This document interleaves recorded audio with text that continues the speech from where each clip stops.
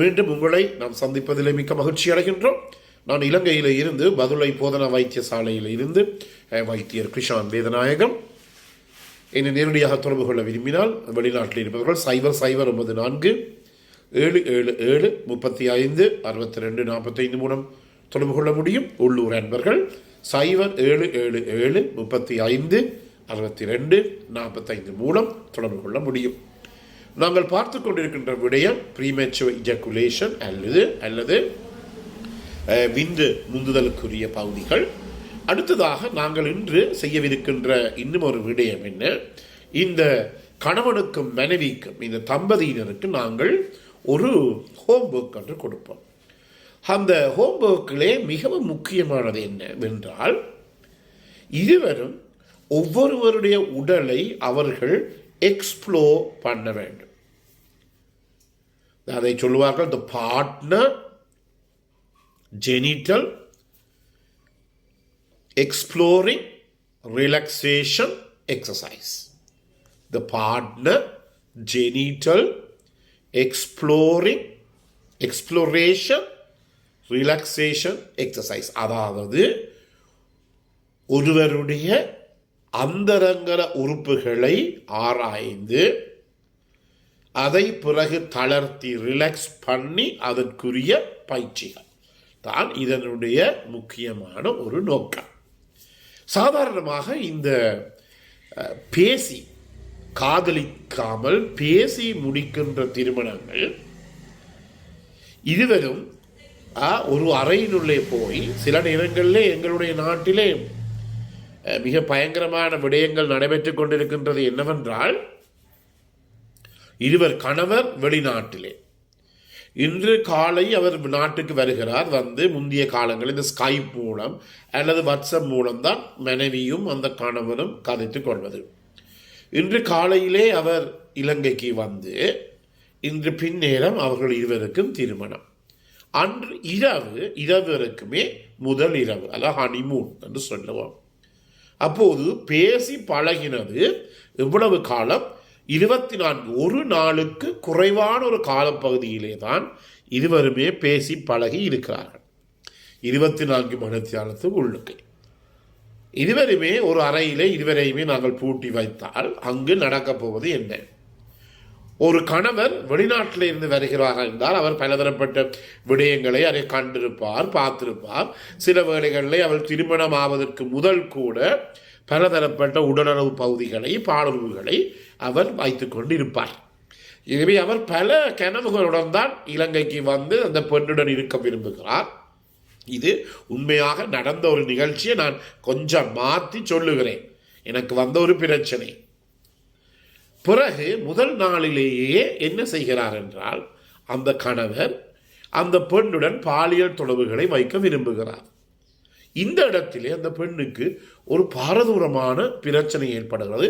சில நேரங்களில் அவர்கள் மனநிலை கூட பாதிக்கப்பட்டு பிரச்சனைப்பட்டு கொண்டு வருவதை நாங்கள் கண்டிருக்கின்றோம். வந்து சொல்லுவார்கள், ஐயா, இவருக்கு ஒரு மனுஷத்தன்மை கிடையாது, மனித தன்மை கிடையாது தன்னுடைய கணவருக்கு என்று சொல்லி வந்து சொல்லுவதை நான் கேட்டிருக்கின்றேன். எனவே நாங்கள் இப்ப சொல்லுகின்ற இதிலே முக்கியமாக இந்த கப்பல்ஸ், ஆணும் பெண்ணும், சென்சேட் ஃபோக்கஸ் பிளஷரிங் எக்ஸசைஸ். அதாவது முதலிலே சொல்லியிருக்கிறேன், இந்த பிரச்சனை குறைப்பதற்காக இருவருமே இருந்து கொஞ்ச நேரம் கதைத்து பழகி அதன் பிற்பாடு, அதாவது பானைக்குள்ளே இருக்கிற அரிசியை வேறொரு வெள்ளம் அடித்து கொண்டு போகாது. என்னபடியால் இது உங்களுடைய மனைவி, இது உங்களுடைய கணவன். முதல் நாள் இரவிலே கட்டாயமாக பாலியல் ரீதியான செக்ஸ் வைத்துக்கொள்ள வேண்டிய தேவை என்று ஒரு புத்தகத்திலுமே கிடையாது. அது காதல் திருமணங்களில் அதில் பிரச்சனை. இருவருமே பார்க்குக்கோ அல்லது சினிமாவுக்கோ அல்லது இங்கே பீச்சுக்கோ போயிருப்பார்கள். ஆனால் இந்த இடத்திலே பாரதூரமான பிரச்சனை. அதற்காகத்தான் இங்கே ஒரு அழகா சொல்லுகிறார்கள் என்னவென்றால், கப்புள் சென்சேட் ஃபோக்கஸ் பிளஷரிங் எக்ஸசைஸ். அதாவது இருவருமே 6 வரை இருந்து உங்களுக்கு தெரியும் இந்த முதல் நாள் இரவுன்றது பெரிய பிள்ளையான விடயங்கள். ஏனெனில் அந்த திருமண நாளிலே உங்களுக்கு தெரியும் காலையில் சில நேரங்களில் விடிய கால 1 மணிக்கு 2 மணிக்கு அந்த திருமண பெண்ணை எழுப்பி அவர்கள் அலங்காரம் செய்கிறார்கள். அப்போ எல்லாருக்குமே நித்திர மயக்கம். பிறகு பகல் முழுவதுமே நிகழ்ச்சிகள், கோயிலில் அல்லது பள்ளி வாசல்ல அல்லது சர்ச்சில் எல்லாம் பல நிகழ்ச்சிகள். நின்றே கால் பழுதா போயிடும். பிறகு ஹோட்டலில் போய் பகல் சாப்பாடு. இவ்வளவு கஷ்டப்பட்டு களைப்புடன் வந்து அதன் பிற்பாடு ஒரு கணவர் மனைவியுடன் இருக்க போகிறார் என்றால் அங்கு பாரதூரமான ஒரு பிரச்சனை ஏற்படுவதை எங்களாலே காணக்கூடியதாக இருக்கிறது. எனவே முதலிலே என்ன செய்ய வேண்டும்? இதுவருமே முக்கியமாக கவனித்துக் கொள்ளுங்கள். 1 கிழமை 2 கிழமை போன பிற்பாடு நன்றாக கதைத்து பேசி வெளியிலே போய் அதன் பிற்பாடு கொஞ்சம் கொஞ்சமாக ஒருவரும் மற்றவருடைய தன்னுடைய உடுப்புகளை களைவதை பார்க்க வேண்டும். உடுப்புகளை அகற்றுகின்ற போது, அதாவது நான் இங்கு சொல்லுகிற பல பேர் என்னுடன் தொடர்பு கொண்டு ஐயா இப்படி ஒரு நிகழ்ச்சியை நான் பார்க்கவே இல்லை என்று நாங்கள் உண்மையாக இவையெல்லாம் ஆராய்ச்சி முடிவுகளின்படி தான் நான் இங்கு சொல்லுகிறேன். எல்லாத்துக்கும் புத்தகங்கள் எல்லாம் சாட்சி. என இருவருமே இருந்து ஆறுதலாக, அது முக்கியமாக இருவருக்குமே ஒரு சந்தோஷத்தை பிளஷரை கொடுக்கக்கூடிய ஒரு விடயம் என்னவென்றால் ஒருவருடைய உடுப்பை மற்றவர் கலட்டுறது. எனவே அவ்வாறு கலட்டி என்ன செய்ய வேண்டும்? எந்த இடத்திலே ஒரு பெண்ணையோ ஒரு ஆணையோ தொட்டால் அவருக்கு இன்பம் ஏற்படுகிறது. அதாவது சென்சேட் ஃபோக்கல் ப்ரெஷரிங் எக்ஸசைஸ் மிகவும் முக்கியமானது. இது ஒரு ஹோம்வொர்க். இதை நீங்கள் செய்ய வேண்டும். எனவே பல விடயங்களை பற்றி கருத்துக் கொண்டிருக்கிறேன்.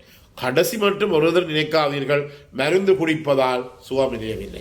நேற்று கூட அன்பர் என்னோட தொடர்பு கொண்டவர் சொன்னார், இந்தியாவில் இருந்து வருகின்ற வைத்தியர்களை பார்த்தேன், ஒவ்வொரு மாதம் 1 லட்சம் ரூபாய் எனக்கு செலவழிந்தது, ஒரு விதமான பிரயோசனமும் இல்லை. பிரயோசனம் இல்லாத காரணம் என்ன? நான் சொல்லுகின்ற இந்த ஹோம் வீட்டு வேலைகளை, இந்த எக்ஸசைஸை அவர்கள் செய்ய முடியாத தன்மை அதாவது இது மிகுந்த எதிர்பார்ப்புடன் போகின்ற போது இது முக்கியமானது. இதுவே களைந்து அதன் பிற்பாடு இதிலே நீங்கள் ஒரு விதமான வெட்கப்படுவதற்கு ஒரு சந்தர்ப்பமும் கிடையாது. எனவே என்னுடைய நிகழ்ச்சியை நான் நினைக்கிறேன் ஆண்களுக்கு பதிலாக பெண்கள் தான் கூடுதலாக பார்க்கிறார்கள்.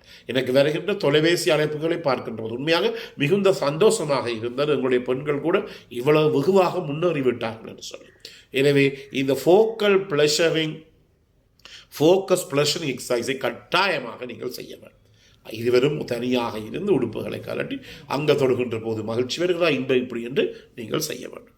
அடுத்ததாக நான் முதலிலே சொன்னது போல the partner genital exploration relaxation exercise. இது நான் உங்களுக்கு, அதாவது ஒவ்வொருவருடைய அவருடைய இனப்பெருக்க உறுப்புகளை இருவருமே மாறி மாறி ஆராய்ந்து பார்க்க வேண்டிய ஒரு நேரம். எனவே இந்த நிகழ்ச்சி உங்களுக்கு பிடித்திருந்தால் இதை மற்றவர்களுக்கு அறிமுகப்படுத்துங்கள். கட்டாயமாக லைக் செய்ய, ஷேர் செய்ய மறக்காதீர்கள். அதே நேரத்தில் சப்ஸ்கிரைப் பண்ண மறக்க வேண்டாம். உங்களுடைய மணி சின்னத்தில் பெல் சைனை அமர்த்தி இதை நீங்கள் சப்ஸ்கிரைப் பண்ணலாம். பிறந்திருக்கின்ற நாள் உங்கள் அனைவருக்கும் இனிய பொழுதாக அமைய அனைவருக்கும் பொதுவான இறைவனை வேண்டி விடைபெறுகிறேன். நன்றி, வணக்கம்.